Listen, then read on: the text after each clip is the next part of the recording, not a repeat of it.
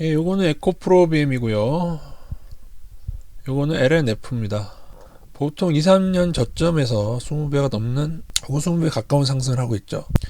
요건 첨보죠. 요거는 이제 10배 정도 찍고 하락한 상태인데, 현재 얘네들의 위치는 급등주 차트상에 이제 마지막 삐끼 구간에 와 있는 애들이 꽤 많습니다. 여러 번 삐끼 하다가 테슬라나 뭐 다른 종목도 제가 많이 경고 드릴 때 패턴을 많이 보여드렸죠. 첨보는 좀 많이 못 가긴 하는데 이게 다 다릅니다. 어떤 애들은 에코프로 BM처럼 여기 전고점을 넘어서 이렇게 뭐 더 가는 것처럼 하다가 훅 떨어지기도 하고, LNF처럼 전고점 V까지 막 하다가 한 번 더 넘을지 그것까지는 제가 모르겠지만 보통은 호재 뉴스가 나올 때가 고점인 경우가 많죠. 이런 급등주들은. 근데 LNF가 얼마 전에 호재가 나왔고, 지금 에코프로비엠과 LNF의 단기적인 모습의 차이는 오히려 호재가 나온 게 더 떨어지죠. 왜냐? 호재가 나오면 개미들이 달려들기 때문에 일부 팔면서, 세력들이 팔면서 단기 하락이 촉발되는 겁니다. 뭐 나중에 다시 오를 수는 있겠지만요. 에코프로빔은 얘도 호재가 준비되어 있는지는 모르겠습니다만은, 어쨌든 어떤 이유를 대든지 간에 어떤 호재에도 이런 급등주들은 기간 하락이 있습니다. 그리고 이제 보통은 고점에서 엄청 그저 좋게 보이는 뉴스가 나오죠. 보통은 그래서 50% 상승 혹은 좀 많이 가봐야 한 100% 상승 먹으려다가 나중에 카카오 꼴이 나는데, 그러니까 많은 분들이 착각하는 게 여기서 몇 프로를 먹고 몇 프로를 먹고 해서 잘 팔았다고 쳐도 망하게 됩니다. 왜냐하면은 이 종목이 나중에 이렇게 많이 떨어지거든요. 그러다가 이런 지점에서 매수하게 됐다가 제자리로 가게 되는 경우가 꽤 많습니다. 이게 불과 작년에 미국 2차전지 퀀텀 스케이프가 14배 정도 상승한 다음에 지금 그 거의 제자리로 와버렸죠. 이 문제가 뭐냐면은 이게 10배 오른 동안 여기서 뭐 100%, 200%, 300%, 뭐 500%까지 먹으신 분도 있겠죠. 근데 예를 들어서 본인이 60불에 들어가서 120불까지 먹었어. 그죠? 여기서 이 상승을 먹고 이득을 실현했다 칩시다. 운 좋게. 그러면 이게 다시 60불까지 떨어지면 어떻게 돼요? 여기서 혹은 40불까지 떨어지면 여기서 더 매수를 하죠. 더 매수했을 때 다시 오르게 되죠. 반등이 있습니다. 그러다가 이샷을 당하게 됩니다. 그래서 거의 다 급등주를 쫓아다니는 사람들이 망하는 이유가 바로 이런 이유이기 때문인데, 물론 이제 실적은 다르죠. 에코프로비엠이 실적이 상당히 좋아지는 건 사실인데, 문제는 걔네들의 설비를 늘리고 있어요. 그렇기 때문에 유상증자라든가 12발행들은 이제 에코프로에서도 하고 있고 에코프로비엠도 이제 하게 될 텐데, 여러분이 생각하는 것만큼 그렇게 투자하는 돈 대비 돈을 많이 벌 것인가는 지나봐야지 아는 겁니다. 얘네들인들 작년하고 재작년에 이 고점에서 온갖 전고체, 얘네 전고체 배터리 관련자 아니겠습니까? 온갖 호재 뉴스가 다 나왔어요. 이런 얘기하니까는 뭐 얘네들은 뭐 적자 아니냐 하는데, 퀀텀 스케이프 말고 그 뭐냐 솔리드 파워는 흑자였잖아요. 지금은 적자 전환했지만 적자 전환해서 그렇게 됐다.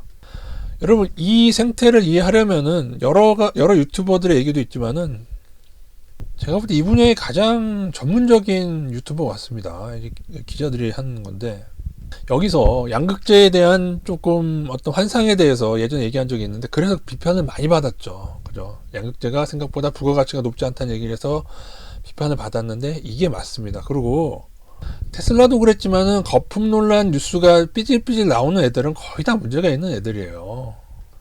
테슬라도 버블 논란이 있지만은 지금도 버블이죠. 테슬라 루시드 리비안 그렇게 폭락했어도, 주가라는 건 여러분 버블 논란이 없어도 문제가 생긴 경우가 많은데, 버블 논란이 있는 애들은 보통은 문제가 있는 애들이 많고요. 그냥 간단히 외국인 비중을 보면 압니다. 야, 그렇게 좋은 종목에 외국인이 10% 정도뿐이 없다고? 11%도 안 되는 것 같은데, 에코프로비엠. 오히려 LNF가 좀 양호하네요. 24%. 오히려.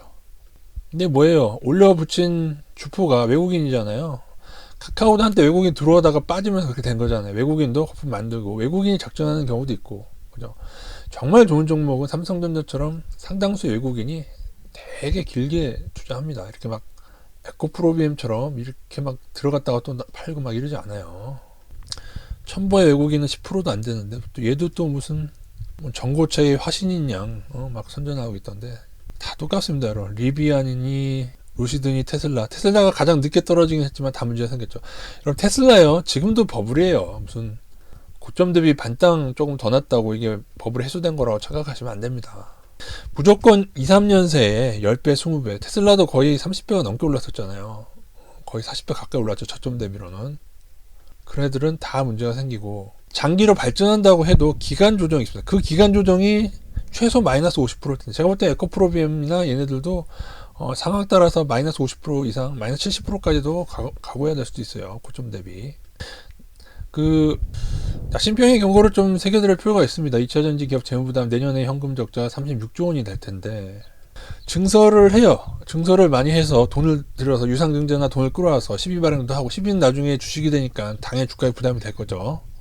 이 현금 적자, 그러니까는 지금 아까 보여드린 퀀텀스케이프도 주가가 저 모양까지 제자리보다 더 떨어졌죠. 저렇게 된 이유가 바로 이 현금 흐름에 문제가 있었기 때문이라고 평가되고 있습니다. 이게 간단하지 않습니다. 이게. 그리고 시설을 늘려놨는데, 얘네가 이제 시설을 늘리고 투자는 많이 해놨는데 나중에 얘네들 갑이 될 것 같아요. 그러니까 여기에서 필요한 게 버핏의 해자 개념, 독점성 개념이에요. 예를 들어 그 세계에 수많은 양극재들이 있고, 지금 현재 점유율조차 지금 잘못된 뉴스가 나오고, 점유율은 지금 일본이잖아요. 스미토모 그리고 유미코 전 세계 1위인데, 에코프로비엠이 치고 올라오는 건 사실입니다. 사실이지만은 아직 멀었어요. 일본에 비해서 3원계도 차이가 15%가량 이미 나오고 있는데, 물론 더 좋아질 수 있겠죠. 그런데 그 기업들이 더 잘하면 어떻게 생각하세요?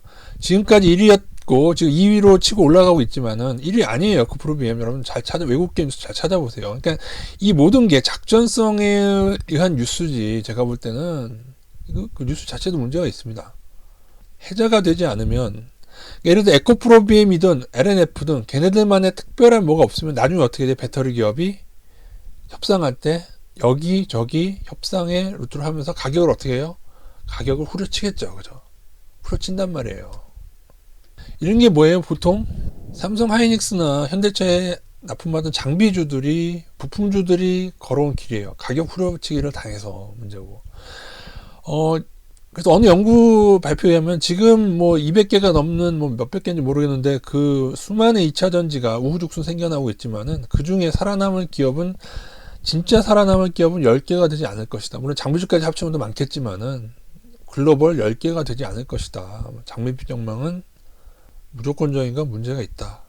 에코프로비엠, LNF 모두 실적이 상당히 좋아진 건 사실입니다. 상당히 좋아지고 있어요. 그건 사실인데, 근데 작전주 그거 상에 솔직히 말씀드리면은 이런 수주도 뻥인 경우가 솔직히 많고, 그러니까 예를 들어서 제약업계가 한미약품에 글로벌 2개의 제약사가 수주 계약을 공급 계약 맺은 다음에 파기되고 어쩌고 하면서 한미약품이 골로 갔죠. 한미약품도 이만큼 오른 다음에 골로 갔어요.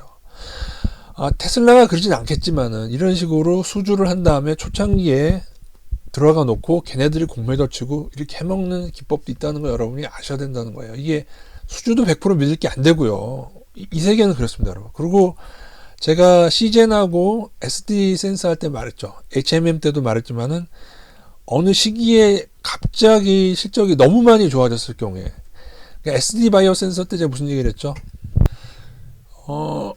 얘네가 갑자기 2020년도에 실적이 영업이익이 15억에서 7천억, 요게 좀 의심스럽다고 제가 말씀드린 바 있어요. CGN도 분식 회계를 했지만 SD 바이오 센서 이거 문제다. 왜냐하면은 얘네들이 생긴 거 해서 어떻게 해서 한 거 다 좋은데, 왜냐하면은 코로나가 심화된 게 3월인가 어쨌든 2020년대부터고 그 안에 증설을 해서 이만한 실적을 갑자기 달성하는데 좀 문제가 있다. 그래서 얘는 조금 실적에 과장이 있지 않은가 봐야 된다고 얘기했고, 실적은 그렇게 좋은데 주가는 요 모양 올꼴이 됐죠. 그죠? 거품 상승시켜서. 사실 실적이 제대로라면은 지금 주가가 설명이 안 돼요, 여러분. 주가가 제가 지금 2조 원대인데, 그죠? 1년에 지금 얼마씩 벌고 있는데요? 1년에 지금 영업이익이 1조 원인데 설명이 돼요? 설명이 안 되잖아요, PER상. 무슨 얘기냐면 너무 갑자기 늘어난 실적과 이걸 다 믿어서는 안 된다는 겁니다, 여러분. 제가 여러분이 말씀드리는 거는. 양극재 기업이 늘어났는데 그 늘어난 게 너무 클 경우에 걔네들이 가지고 있는 설비 대비해서 이만큼 늘어나는 게 맞는가? 혹은 조금 부풀려진 게 없는가를 생각하셔야지. 그리고 공매도 얘기 마지막으로 하겠습니다. 지난번에 했으니까 여기서